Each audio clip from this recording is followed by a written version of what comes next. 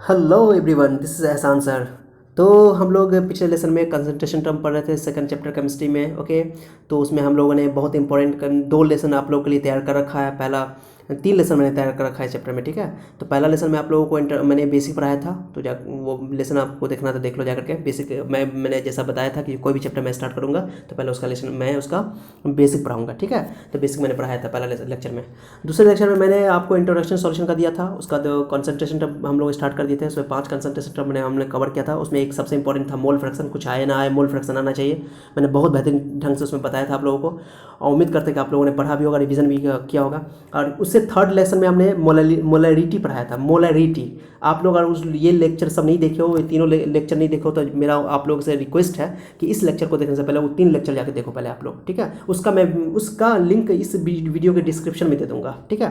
और नहीं तो आप मेरे चैनल को विजिट कर सकते हो, उन्नति एहसान में जाओ चैनल, आप केमिस्ट्री चैप्टर से 12th खोलना, उसमें सेकंड चैप्टर में एक लाइन से आपको वीडियो मिलेगा, तो वहाँ देख सकते हो, ठीक है। चलो, तो हम लोग अब आज पढ़ते हैं मोलैलिटी। तो मोलैलिटी ये आपका सेवन्थ है, सेवन्थ है, ये सेवन्थ टर्म्स है। ओके, मोलैलिटी, एक मोलैलिटी हम लोगों ने पढ़ा। हम लोगों को ज़्यादातर चैप्टर में यूज़ होगा एक मोल फ्रैक्शन, एक मोलरिटी या एक मोलैलिटी। मोलरिटी या मोलैलिटी, तो हम लोगों ने मोल फ्रैक्शन कवर कर लिया, मोलरिटी भी पढ़ लिया, मोलैलिटी पढ़ेंगे हम लोग। तो मोलैलिटी जितने भी सॉल्यूशन हम लोगों ने कंसंट्रेशन टर्म पढ़ा, उनमें सब में ऊपर सॉल्यूट था और नीचे सॉल्यूशन था। बट ये एक यही मोलैलिटी एक कंसंट्रेशन टर्म है जिसमें सॉल्वेंट है नीचे, बाकी सब में सॉल्यूशन होता है नीचे। हमेशा याद रखना, चाहे आप लोग परसेंटेज वाला पढ़ रहे हो, परसेंटेज वाला वेट बाई वेट परसेंटेज याद होगा, वेट बाई वेट परसेंटेज। तो वेट मास बाय मास रहेगा, तो उसमें सॉल्यूशन लेते हैं, नीचे ऊपर सॉल्यूट लेते हैं, W/V लेते थे, याद होगा। तो ये सॉल्यूशन का वॉल्यूम हो गया, ये सॉल्यूट का मास हो गया, वो हमेशा फिक्स है, नीचे सॉल्यूशन होगा। मोलरिटी हम लोगों ने पढ़ा था, molarity sorry capital M, molarity हम लोग को पढ़ा था। तो मोलरिटी में ऊपर सॉल्यूट है, नीचे volume of solution in litre. Okay, but यहाँ पर क्या है कि मोल्स ऑफ सॉल्यूट तो है, लेकिन ये यहाँ पे सॉल्वेंट का मास लेना है केजी में। वहाँ पर मोलरिटी में क्या था, मोलरिटी इक्वल टू था नंबर ऑफ मोल्स, तो उसमें भी था। बट यहाँ पर क्या है, नंबर ऑफ मोल्स है, लेकिन इसमें है सॉल्वेंट के केजी में लेना, सॉल्वेंट का मास है। ओके, वहाँ पर वॉल्यूम ऑफ सॉल्यूशन था, यहाँ पर मास ऑफ सॉल्वेंट है केजी में। बस यही एक है जिसमें सॉल्वेंट आता है, बात खत्म। वो भी मास लेना है केजी में, बाकी सब में हम लोगों ने सॉल्यूशन लिया था। ओके, कुछ भी, तो बस ये बहुत ईजी है। आप जैसे मान लो मोलैलिटी को छोटा एम से लिखते हैं, मोलैलिटी, इसको बोलते हैं मोलल। जैसे मान लो, जैसे कैपिटल एम है तो मोलर बोलते हैं, मोलर, मोलरिटी, पॉइंट समझ आप।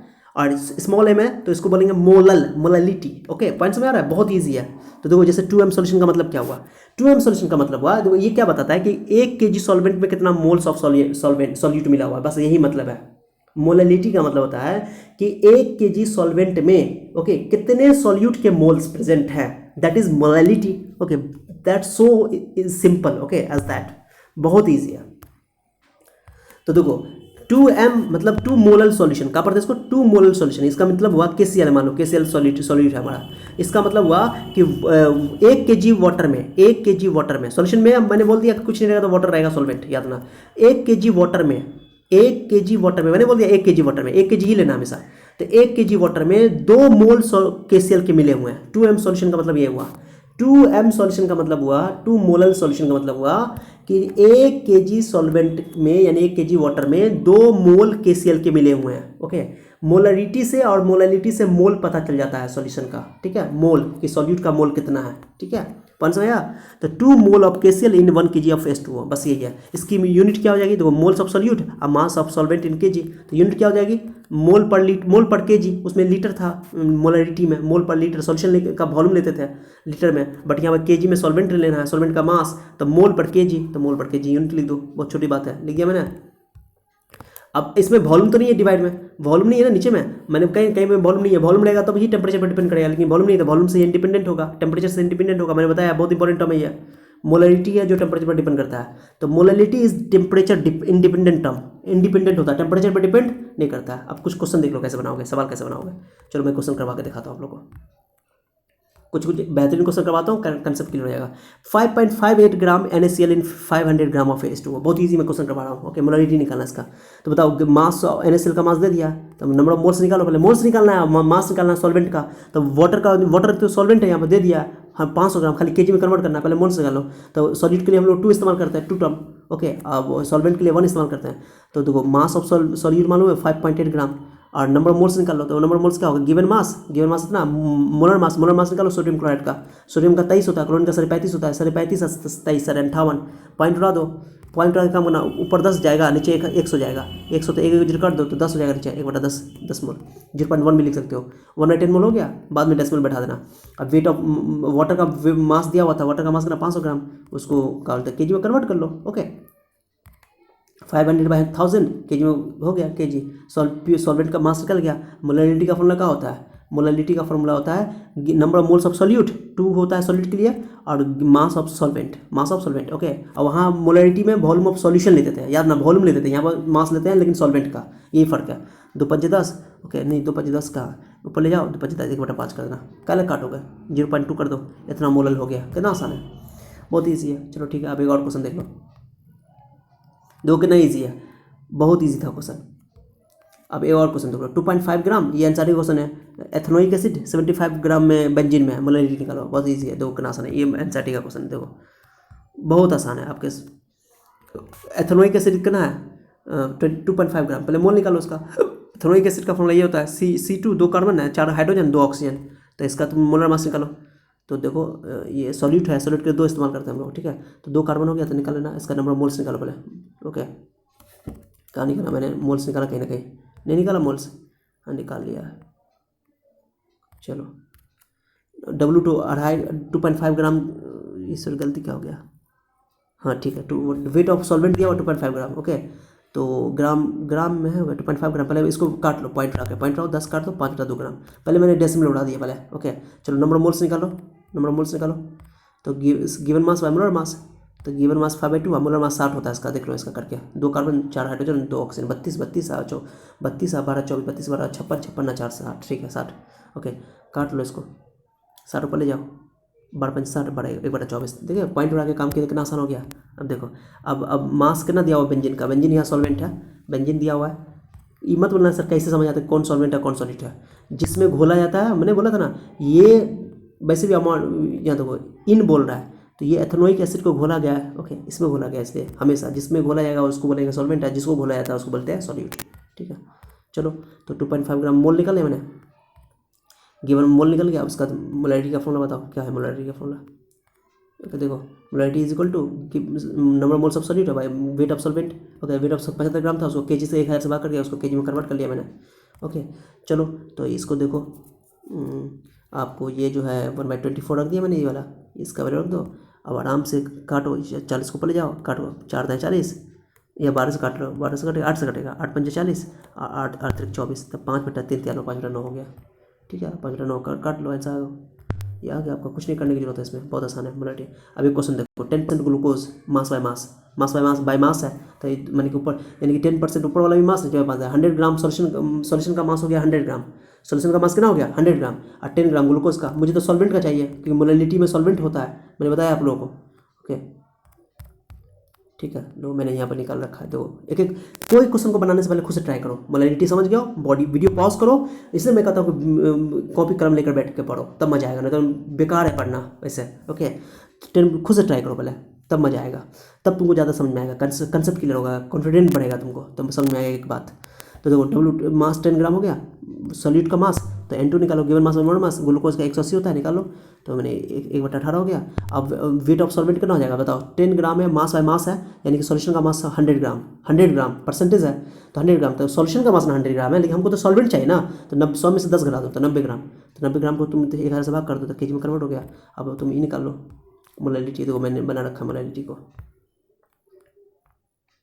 देखो लास्ट में मोलैलिटी मैंने सॉल्व कर रखा है, ठीक है। लो molality is equal to N2/1W1 1/18, number moles of 1/18 था, ये वाला रख दो, कर दो, कट रहा है नहीं कट रहा है, 18 में 162, अब इसको अप्रॉक्सीमेट करना तुमको, भाग करने में थोड़ा टफ लग रहा है, तो पहले 2 से काटो, 2 से कट रहा है 50, 81 दूर 102 से कट रहा है, काट दो, ओके चलो अब 50/81 हो गया, 81 को 80 कर दो, ज़्यादा गैप मत लेना, कैंसिल, तो 5/8 हो गया था, तो अप्रॉक्सीमेटली आंसर मिला ना, 8 से भाग करना 50 में बहुत आसान है, 8 6 = 48 और 8 2 = 16 है, 8 5 = 40 हो गया, ये बहुत आसान है। देखो ये आंसर में दिया हुआ आंसर एकदम सेम आंसर नहीं है, लेकिन ये परफेक्ट तुमको अप्रॉक्सीमेट मिल गया। तो कैलकुलेशन कितना आसान हो गया तुम्हारा, कैलकुलेशन भी मैं सिखा रहा हूँ। तो ये हो गया मोलालिटी, समझ में आ गया। तो मोलालिटी पे ये आपका क्वेश्चन था, मैंने कुछ मोलालिटी का ही कंसेप्ट हो गया। मोलालिटी से रिलेटेड याद ना कि ये टेम्परेचर पर डिपेंड नहीं करता, वॉल्यूम नहीं आता है, इसमें सॉल्वेंट आता है। एक यही है, इसका भी यूज़ होगा। ओके, तो हम लोग का इस चैप्टर में पूरा यही 3 चीज़ इस्तेमाल होगा, मोल फ्रैक्शन, मोलारिटी और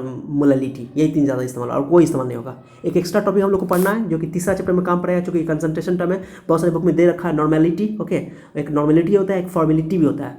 तो नॉर्मेलिटी का इस्तेमाल पड़ेगा इलेक्ट्रोकेमिस्ट्री में। तो मैं इसको पढ़ा रहा हूँ, जरूरत नहीं है यहाँ इस चैप्टर में जरूरत नहीं पड़ेगा, लेकिन अभी पढ़ा रहा हूँ, साथ ही पढ़ा देता हूँ कि सब एक साथ है। तो ये कंसंट्रेशन टर्म 8वां नंबर हो जाएगा, ये 7 हो गया, वो ये 8 हो गया। ओके चलो, अभी जरूरत नहीं पड़ेगा इसका, लेकिन पढ़ लो एकदम। ये नॉर्मेलिटी एकदम सेम है। इसमें क्या है, ये मोलारिटी के जैसा है। मोलारिटी में क्या था, number of moles of solute, volume of solution in litre.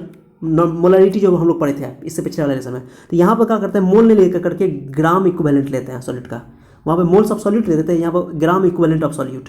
Gram equivalent of solute याद रखना, ग्राम इक्विवेलेंट ऑफ सॉल्यूट। आपको sir gram equivalent of solute क्या होता है, तो ग्राम जैसे मोल्स के ये नंबर ऑफ मोल्स है ना, तो मोलर्स कैसे निकालते हैं, given mass by molar mass, given mass by molar mass molarity में। तो उसी तरह ग्राम इक्विवेलेंट निकालते हैं, given mass by equivalent mass. वहाँ पे मोलर मास कैसे निकालते हैं, सॉरी नंबर मोल्स कैसे निकालते हैं, नंबर मोल्स निकालते हैं given mass by molar mass, बोलते हैं ना मोलर मास, मोल निकालने के लिए। उसी तरह ग्राम इक्वल निकालने के लिए given mass by equivalent mass. आपको सर इक्विवेलेंट मास कैसे निकलता है, तो इक्विवेलेंट मास निकलता है मोलर मास की हेल्प से, वैलेंसी फैक्टर को डिवाइड करके। आपको वो सब वैलेंसी फैक्टर सब क्या होता है, ये सब क्या लिख दिया आप, मुझे समझ नहीं आ रहा है, तो ये सब बिल्कुल भूल जाओ, सब बात को कुछ नहीं आता, खाली वैलेंसी फैक्टर समझो। अब मैं एक बता रहा हूँ, आपको कुछ नहीं करना है, कि बिल्कुल आपको क्या करना है, नॉर्मेलिटी निकालने के लिए मोलारिटी निकालना पड़ेगा पहले, मोलारिटी। ओके, ये मोलारिटी निकालो और उसको x से मल्टीप्लाई कर दो। x क्या है, x को कहते हैं एन फैक्टर या वैलेंसी फैक्टर।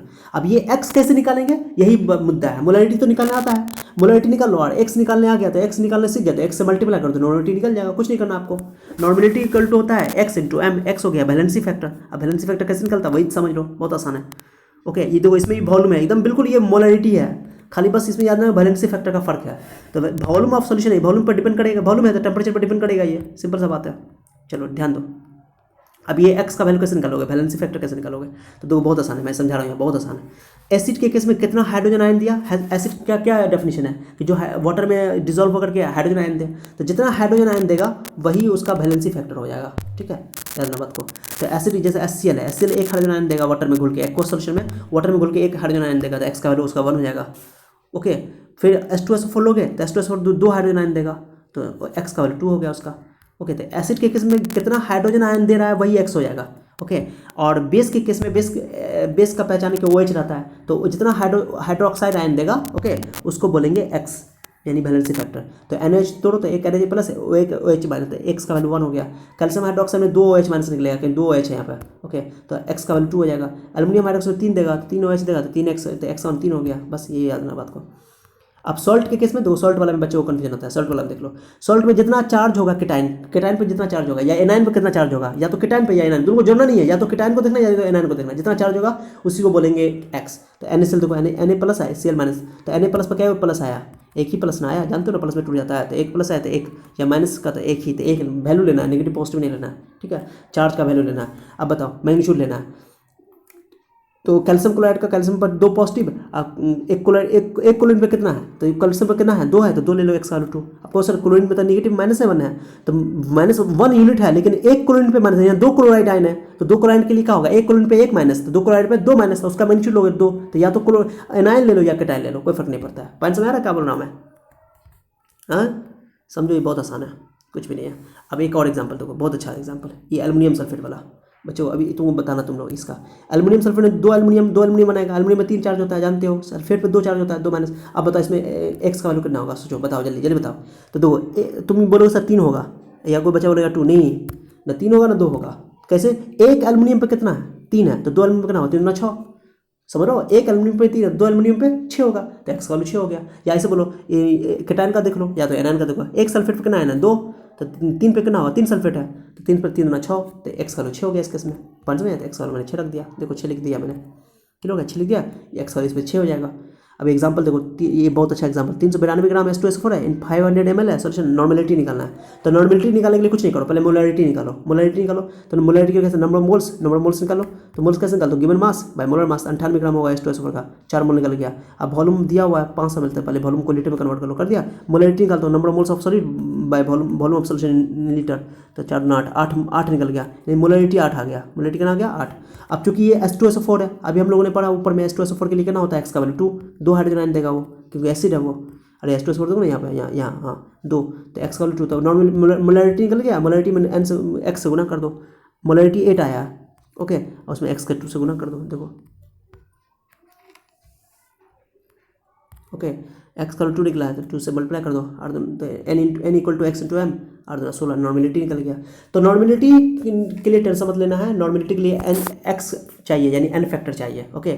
और हम मुझे x निकाल के मोलरिटी को मल्टीप्लाई कर देना, बात खत्म। मोलरिटी पता है तो नॉर्मेलिटी निकल जाएगा, नॉर्मेलिटी पता है तो मोलरिटी निकल जाएगा, ओके। बस ये फॉर्मूला याद होगा, n equal to x into m, बस हो गया, पॉइंट क्लियर। तो उम्मीद करते हैं कि नॉर्मेलिटी समझ में आया होगा। अब नॉर्मेलिटी एक चीज़ समझो, नॉर्मेलिटी एक होता है फॉर्मेलिटी, भी समझा देते हैं 9 नंबर, फॉर्मेलिटी को m से लिखते हैं। इसका फॉर्मूला होता है नंबर ऑफ फार्मूला मास, क्या बोलते हैं इसको, फार्मूला मास। जैसे नंबर ऑफ मोल्स बोलते थे ना, यहाँ फार्मूला मास है, but volume of solution in litre same है। नॉर्मेलिटी, मोलरिटी और फॉर्मेलिटी तीनों एक जैसा है, बस फर्क ये फॉर्मेलिटी वर्ड जो है आयनिक कंपाउंड के लिए इस्तेमाल होता है, जैसे सोडियम क्लोराइड के लिए। अब क्यों, इसका जवाब हम लोग पहला चैप्टर पढ़ेंगे तो समझ में आ जाएगा, पहला चैप्टर पढ़ेंगे सॉलिड स्टेट, इसके बाद स्टार्ट करने वाले हैं, ठीक है। तो NaCl आयनिक कंपाउंड है, KCl आयनिक कंपाउंड है, इस आयनिक कंपाउंड के लिए हम लोग फॉर्मेलिटी इस्तेमाल करते हैं, मोलरिटी के बदले में फॉर्मेलिटी यूज होता है, तो चिंता नहीं करना। तो फॉर्मेलिटी में भी बट्टा में वॉल्यूम आता है, नॉर्मेलिटी में भी बट्टा में वॉल्यूम आता है, और तुमको ये मोलरिटी में भी वॉल्यूम आता है। तो नॉर्मेलिटी, फॉर्मेलिटी और मोलरिटी तीनों एक जैसा है, ठीक है। Formality just a formality, okay, so don't worry about that.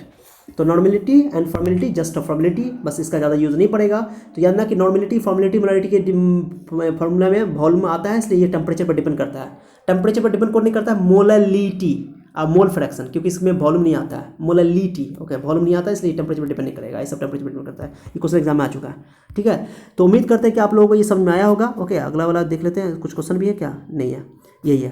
तो ये हो गया आप लोगों का। तो ये आप लोग इसका ये ले लो, फोटो खींच लो, मोललिटी स्क्रीनशॉट ले लो इसका, ये मोललिटी मैंने पढ़ाया इस लेसन में, और उसके बाद नॉर्मेलिटी पढ़ाया, अब मोलरिटी पिछला लेसन में पढ़ाया था, ओके।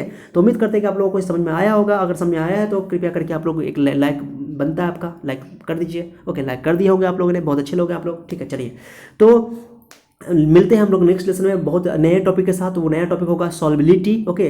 नेक्स्ट लेसन में हम लोग का बहुत इंपॉर्टेंट टॉपिक स्टार्ट हो रहा है। अभी तक जो भी हम लोगों ने पढ़ा, अभी तक solution examination point of view से ज़्यादा इंपॉर्टेंट नहीं था, मैं बता रहा हूँ। ये इंपॉर्टेंट कंसेप्ट था, इंपॉर्टेंट टॉपिक था, सब इंपॉर्टेंट हमने पढ़ाया, लेकिन इसका अब यूज़ होगा आगे, ओके। ये ज़्यादा इंपॉर्टेंट टॉपिक नहीं था। अब जो टॉपिक आएगा सॉल्बिलिटी हम लोग पढ़ेंगे हेनरीज लॉ, उसके बाद पढ़ेंगे वेपर प्रेशर में हम लोग पढ़ेंगे रॉल्स लॉ, उसी में पढ़ेंगे आइडियल नॉन आइडियल सॉल्यूशन, उसके बाद कॉलिगेटिव प्रॉपर्टी, चैप्टर खत्म हो जाएगा उसके बाद, ओके। तो ये टॉपिक आने वाला है, सॉल्बिलिटी बहुत इंपॉर्टेंट है। अब आएगा जो कंसेप्ट वो जबरदस्त आएगा, वो सारे में ये सब का इस्तेमाल पड़ेगा, इसलिए आप लोग इतना जरूर रिविजन कर लो, ओके। तो चलो, उम्मीद करते हैं कि आप लोगों को ये समझ में आया होगा, ओके। और तब तक के लिए हम लोग मिलते हैं नेक्स्ट लेसन में, तब तक हम अपना ख्याल रखिए, बाय।